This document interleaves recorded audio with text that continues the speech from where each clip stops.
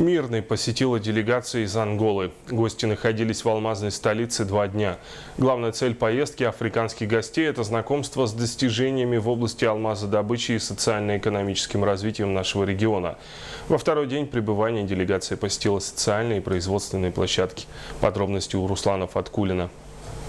Место, с которого началась добыча алмазов в Мирном, и стало началом экскурсионной программы второго дня.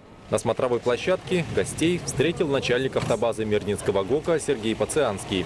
Он рассказал о том, как шла отработка этого месторождения открытым способом и как сегодня добывают алмазы в шахте. Увиденное, несомненно, впечатлило гостей, ведь кимберлитовая трубка катока, которая разрабатывается сегодня в Африке, имеет более скромные параметры. Следующим пунктом поездки стал центр сортировки алмазов.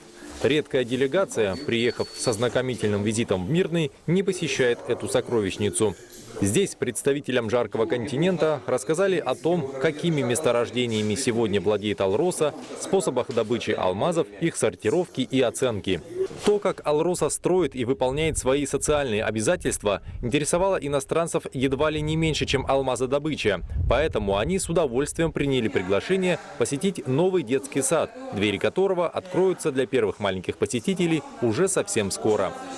Конечно, иностранцам не могли не показать и уникальный музей кимберлитов, основанный когда-то геологом Джемсом Саврасовым. Только здесь, воочию, можно увидеть то, как миллионы лет назад в недрах Земли зарождался алмаз. А в завершении программы визита гости посетили природный парк «Живые алмазы Якутии».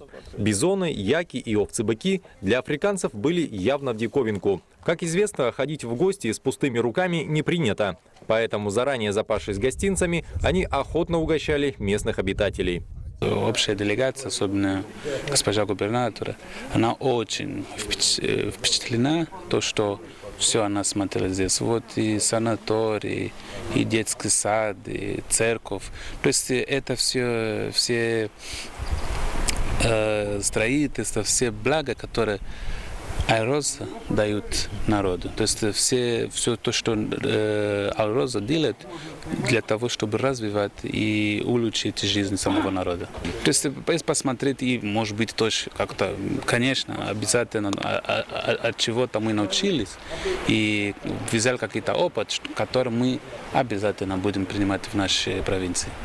Программа пребывания делегации в Мирном была очень насыщенной. Теперь для гостей главное понять, что из увиденного за эти 2 дня они могли бы применить у себя на родине.